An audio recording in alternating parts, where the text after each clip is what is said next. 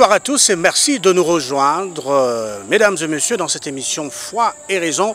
Le plaisir est nôtre de vous savoir nombreux. Je ne suis pas seul, je suis avec monsieur l'abbé Hubert Katawa, à qui j'ai dit bonsoir. Bonsoir, monsieur Dani. Comment vous allez, monsieur l'abbé? Je me porte bien. Voilà. Nous parlons d'un temps fort dans notre mère église. Il s'agit de l'Avent. Monsieur l'abbé, comment décrivez-vous ce temps? Alors, quand nous parlons du temps de l'Avent, oui, d'abord, il faudra noter que le mot avant vient du latin. Du latin.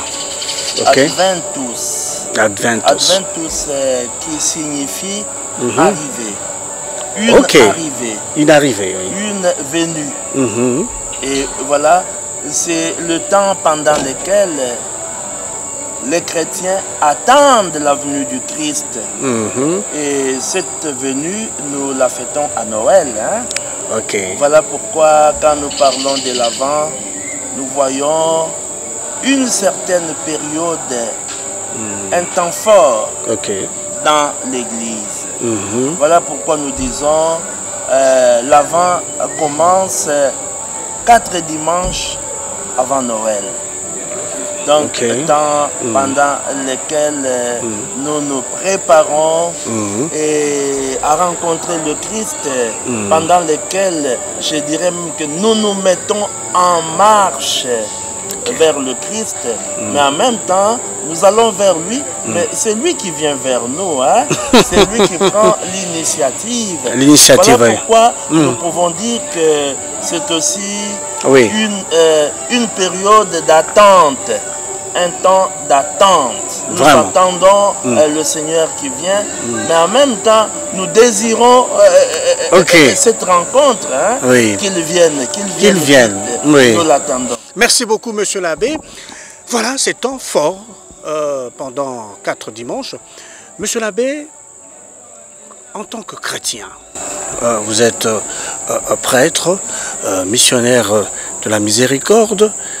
Quelles sont les attitudes à adopter pendant ce temps, monsieur l'abbé? Alors, les attitudes à adopter, mais d'abord, nous devons nous plonger dans une vie de prière. C'est une rencontre qui se prépare. Et vous savez, quand nous allons à la rencontre d'une personnalité, à la rencontre de quelqu'un d'important, oui, mais parfois on risque de ne pas avoir sommeil. Hein? Oui, toute effectivement. La nuit, on est là, on attend que le moment arrive. Et on ne s'habille pas n'importe comment. On adopte une certaine attitude, non? Exact. Peut-être on change aussi de démarche, la façon de parler, on apprend quelques petits vocabulaires. Hein? Alors, la même chose pour nous chrétiens. C'est une rencontre qui ne s'improvise pas. Une rencontre qui se prépare, j'ai dit, dans la prière.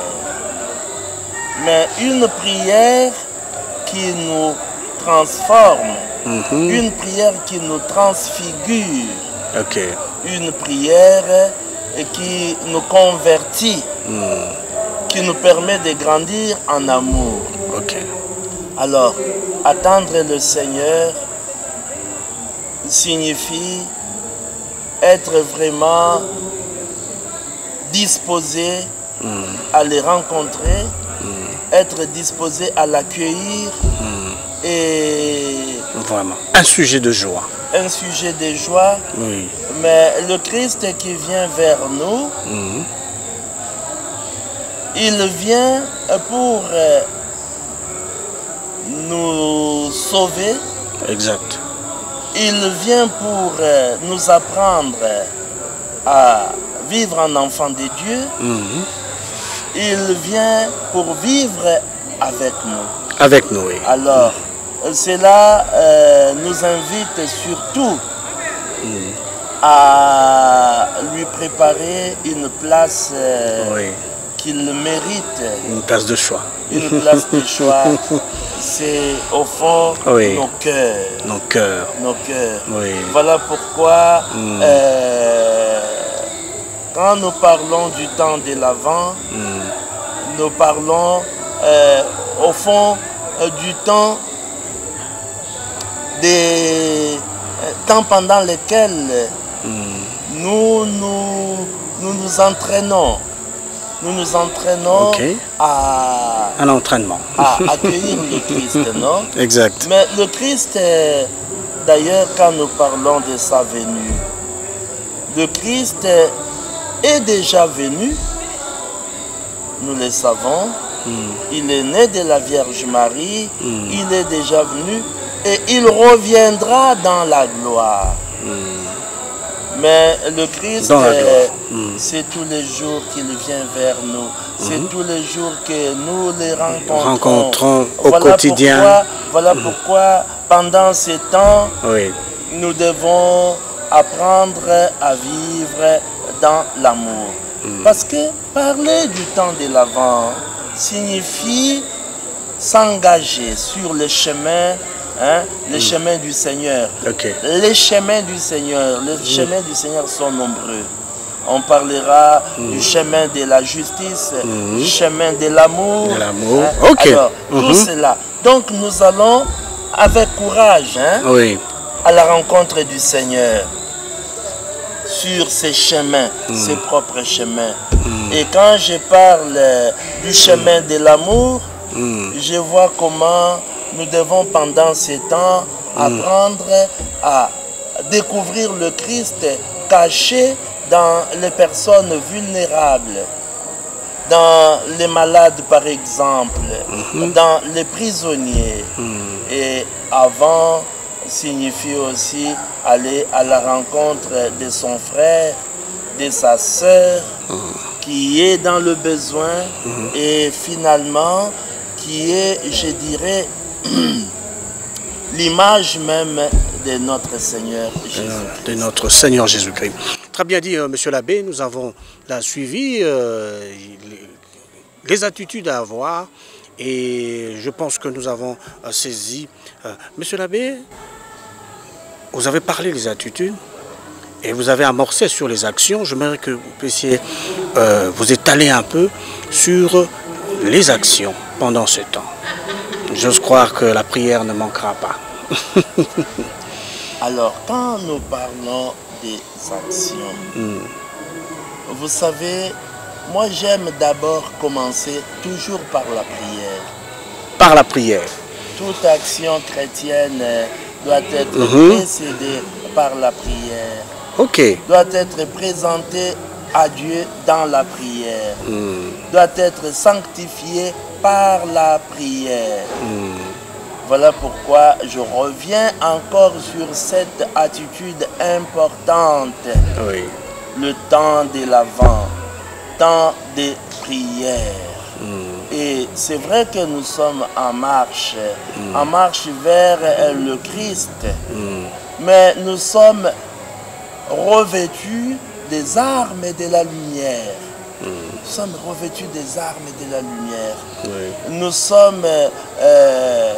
Nous sommes animés par une très grande espérance. Parce que quand nous disons nous allons vers le Seigneur, nous attendons le Seigneur. Mais si nous attendons le Seigneur, c'est parce que nous comptons sur lui. Vraiment. Si nous attendons le Seigneur, c'est aussi parce que nous savons que nous ne méritons même pas qu'il vienne vers nous, qu'il nous visite. Exactement. Donc, nous comptons sur la grâce. Et voilà pourquoi, quand vous parlez des actions, le temps de l'Avent est un temps aussi pendant lequel nous prenons conscience que tout est grâce et que ce que nous avons vient de Dieu. Ce que nous avons vient de Dieu. Et nous nous disons, si le Christ vient vers nous, c'est pour faire de nous enfants de Dieu. C'est pour tout partager avec nous. Et nous, que devons-nous faire? Et nous devons déjà, comme j'ai dit, nous entraîner à partager. Et parmi les actions, moi, je vois d'abord dans l'archidiocèse de Kinshasa. Oui. Pendant le temps de l'Avent, nous avons une campagne. Une campagne? Une campagne. On parle de Pro Familia Dei. Pro Familia Dei. Et tout pour la famille de Dieu. Et nous voyons comment les chrétiens aussi se mobilisent. Les chrétiens font de leur mieux pour que la famille de Dieu ne manque jamais de l'essentiel. Quand nous parlons de la famille de Dieu, bien sûr, nous donnons priorité aux pauvres, nous donnons priorité aux personnes vulnérables. Mais en même temps aussi, nous pensons à tous ceux et toutes celles qui un jour prendront soin du peuple de Dieu. Nous pensons aux jeunes en formation, les séminaristes, nous pensons aux postulantes, aux novices, à nos religieuses en formation. Et quand nous parlons des actions concrètes, ça signifie quoi? Pendant ces temps, je viens de dire que c'est un temps fort, un temps de prière. Mais je voudrais ici insister sur la prière communautaire, la prière en famille. En famille, oui. Pendant ces temps, nous trouvons peut-être un peu d'espace pour prier ensemble, pour prier en famille. Et apprendre aux enfants aussi à participer à cette prière. Par exemple, quand nous disons à présent, faisons monter nos intentions de prière vers Dieu notre Père, nous parlons de la prière universelle. Et quand nous invitons nos enfants à prier, mais ils apprendront aussi à penser aux autres, non? Exactement. Alors, par exemple, ils pourront dire, prions pour nos frères et sœurs qui sont des réfugiés, tous ceux qui sont victimes, victimes des catastrophes naturelles. Et ce qui est très intéressant, c'est surtout quand je vois comment on donne aux tout petits l'occasion, de prier en famille. Une fois j'ai participé à une prière en famille, j'étais invité dans une famille et je vois une fillette de 5 ans, 6 ans, mais qui parle bien, très éveillée. Quand son tour est arrivé, elle a dit, Seigneur notre Dieu, je te prie pour notre bébé qui n'arrive pas à dormir la nuit, qui ne fait que pleurer, qui a de la fièvre, qui a des allergies, qui se gratte et sans cesse que tu puisses guérir notre enfant, notre bébé. Vous voyez, c'est aussi un temps pendant lequel nous nous oublions, nous sortons de nous-mêmes pour aller vers les autres, penser aux autres. Nous ne sommes pas le centre. C'est le Christ qui est au centre. Mais le Christ qui est au centre, il nous renvoie toujours aux autres. Voilà pourquoi, pendant ce temps, nous devons quand même avoir cet esprit créatif, cet esprit inventif. C'est à nous de voir quelle action concrète poser. Pour la gloire de Dieu, pour le soulagement de nos frères et sœurs. Que devons-nous faire? Comment nous organiser pour que quelque part l'on puisse sourire, pour que quelque part l'on puisse dire Dieu nous a visités à travers les gestes de charité qui a été posé. Voilà. Monsieur l'abbé, nous progressons ensemble avec ceux qui nous suivent de Kinshasa, de Brazzaville, de par le monde à travers notre site YouTube. Monsieur l'abbé, vous avez parlé des actions. Vous avez tantôt parlé de la prière et vous avez insisté à avoir l'esprit créatif. Mais prenons les personnes qui sont en train de traverser une grande souffrance, qui de fois sont meurtries, peut-être abandonnées par la famille. Est-ce qu'eux aussi doivent être dans l'attente? Et aussi doivent être dans cette grande espérance de la venue du Seigneur? Alors, quand nous parlons de l'attente, l'attente n'est pas réservée à ceux qui sont en bonne santé. Oui. D'ailleurs, ce sont les malades qui ont besoin de l'arrivée du médecin, non? Oui. Ce sont les pauvres et les affamés qui ont besoin de l'arrivée du bienfaiteur. Alors, il s'agit ici d'une attente chrétienne. Chrétienne. Oui, quand nous parlons de l'attente chrétienne, c'est à la fois une fidélité dans la foi et en même temps un combat. J'ai dit fidélité dans la foi, un combat. Nous pouvons être tentés, non? Oui. Et que nous souffrons atrocement. Et nous nous disons, mais le Christ qui a promis de revenir, mais son retour tarde. Et voilà, nous risquons d'abandonner. Ici, nous sommes invités à la fidélité. Fidélité dans la foi. Et j'ai dit un combat. Vous savez, c'est vrai que nous sommes tous en marche. C'est avec courage que nous allons tous à la rencontre du Christ qui vient. Mais parmi nous, il y a, comme je viens de le dire, il y en a pour qui tout va bien. Il y en a d'autres qui sont abattus, qui sont déçus, qui vivent dans le désespoir. Mais nous allons tous ensemble, main dans la main. Et voilà, quand je parle de la marche, mais une marche peut être entravée, non? Une marche peut être entravée. La marche vers le Seigneur. Bon, la marche peut être entravée quand nous ne savons pas distinguer les choses telles qu'elles se présentent et telles qu'elles sont. Le vrai sens des choses de ce monde. Parce que c'est vrai, ce n'est pas facile quand on est malade. Quand tu es malade, mais quand on est malade, on a besoin d'être guéri. Mais n'oublions pas que la santé ne doit pas être absolutisée.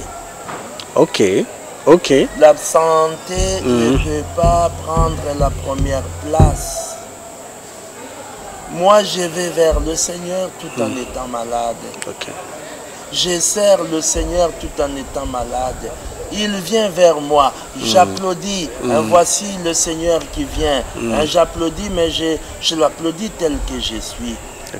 Donc, j'aimerais ici parler d'une attente chrétienne, mais une attente qui est, je dirais, qui risque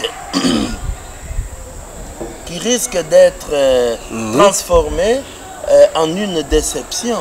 Voilà pourquoi cette attente doit se nourrir. Mais une attente qui se nourrit de quoi?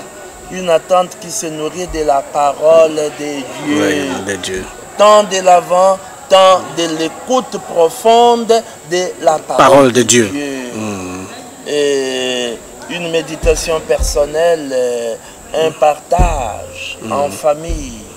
Mais une attente aussi qui se nourrit de la présence du Seigneur dans l'Eucharistie. Voilà pourquoi j'ai dit, c'est vrai, pendant le temps de l'Avent, nous n'avons que 4 dimanches avant Noël. Oui, mais pendant ce temps, apprenons à aller à la messe. J'ai dit un temps fort, un temps de prière. Mais la plus grande des prières, c'est la Sainte Messe. C'est en allant à la messe que nous allons nous sentir forts. C'est en allant à la messe que nous serons capables de nous mettre en marche pour aller vers le Seigneur qui vient vers nous. Voilà pourquoi aujourd'hui j'aimerais surtout que nous puissions apprendre une chose. Oui. Si l'attente dure, nous devons persévérer. Ok.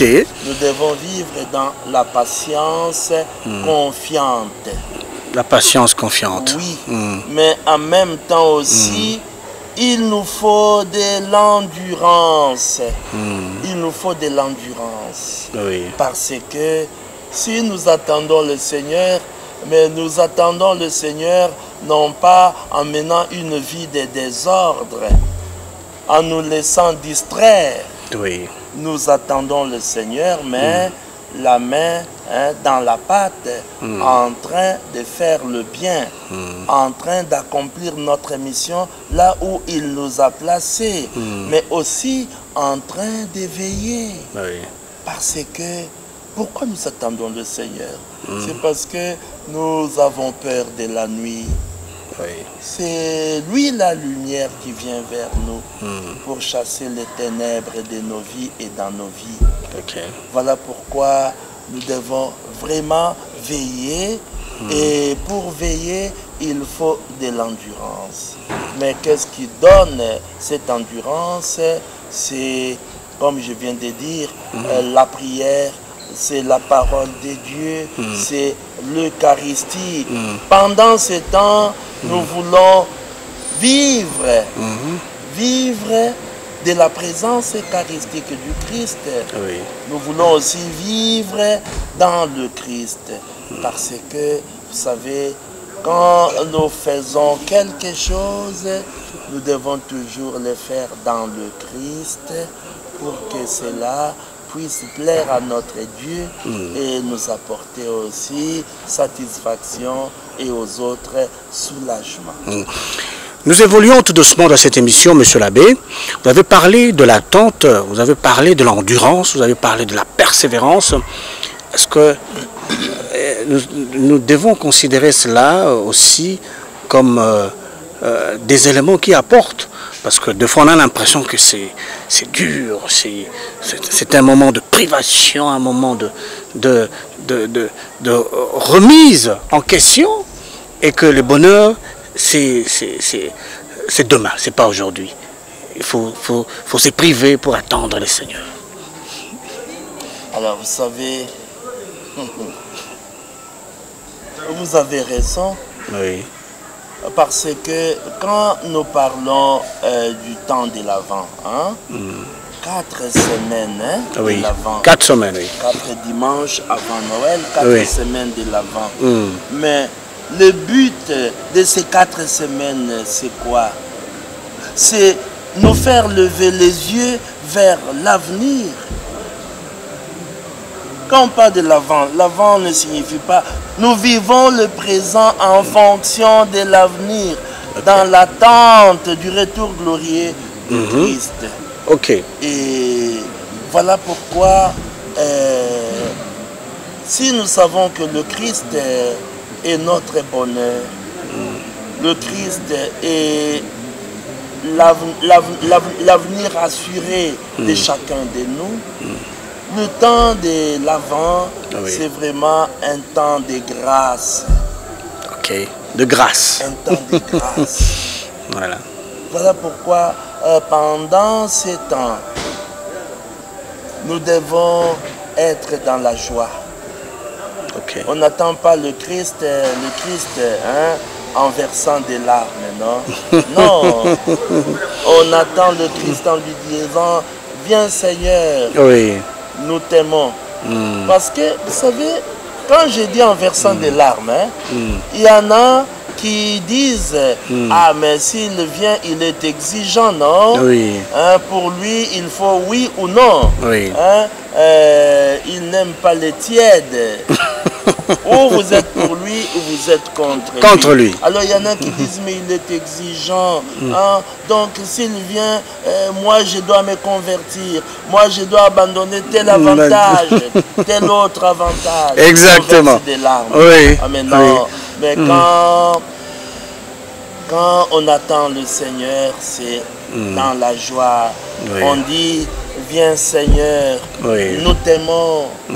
Viens Seigneur, nous t'attendons.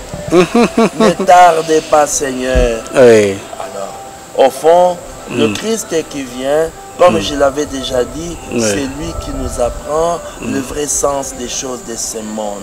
Okay. Mais en même temps aussi, il nous permet d'aimer les biens éternels, les vrais biens. De vrais biens. Et de nous attacher à ces biens-là. Oui, ça c'est une dimension. Voilà, monsieur l'abbé, nous allons chuter par cette question. Vous êtes missionnaire de la miséricorde. Nous sommes en attente du Seigneur. Un moment de reconversion, d'élévation. Mais comment pourrions-nous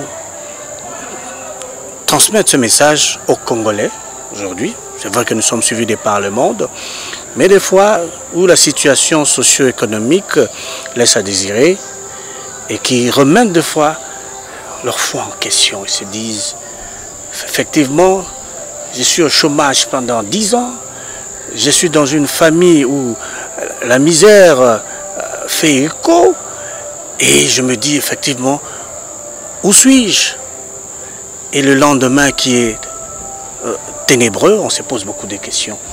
Voilà, c'est temps fort où nous attendons le Seigneur. Monsieur l'abbé. Vous savez,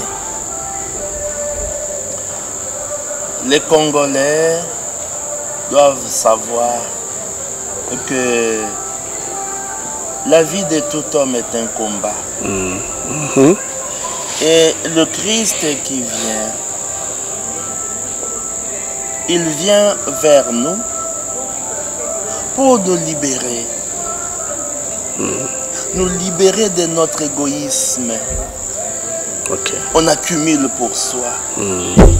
Mais quand on parle de ce qui arrive dans notre pays, c'est malheureux.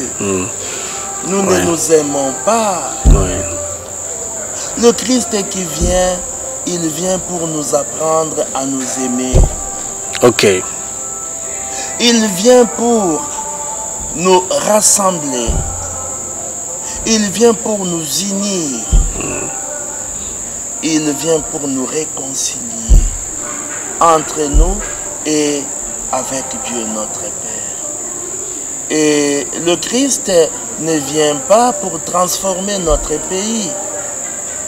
Il vient pour vivre avec nous. Il vient pour nous apprendre à vivre en enfant de Dieu. Il vient pour finalement nous aider à comprendre que Dieu, notre Père, nous aime tellement qu'il nous a dotés des richesses, des qualités, et qu'il nous a confié une mission, celle de transformer notre pays, celle d'exploiter rationnellement toutes nos richesses et en même temps aussi être capable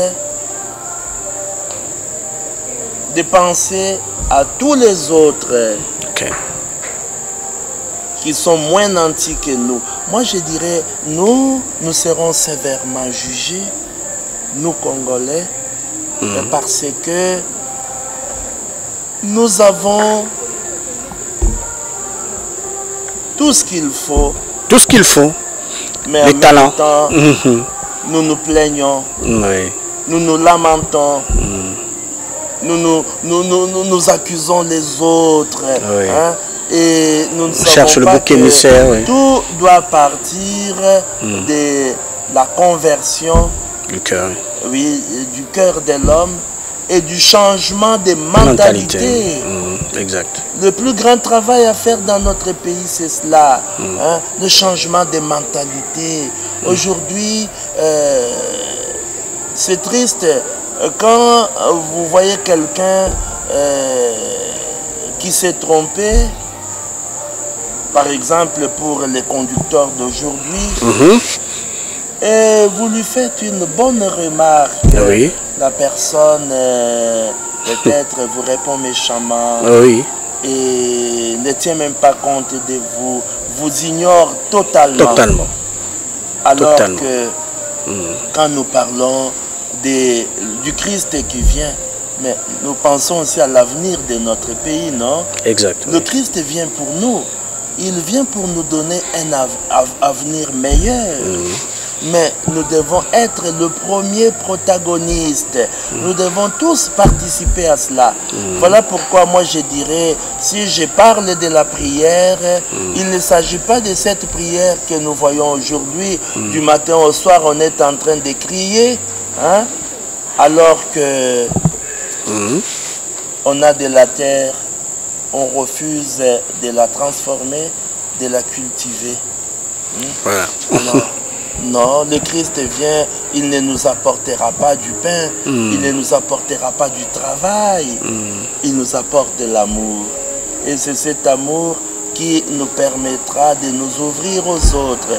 C'est cet amour finalement qui nous permettra aussi de travailler et de permettre aux autres aussi de travailler, de penser aux autres. Voilà. Monsieur l'abbé, nous allons terminer par le programme, cette campagne, pour aider le plus démuni, hein, et un mot sur ça, pour tous ceux qui nous suivent.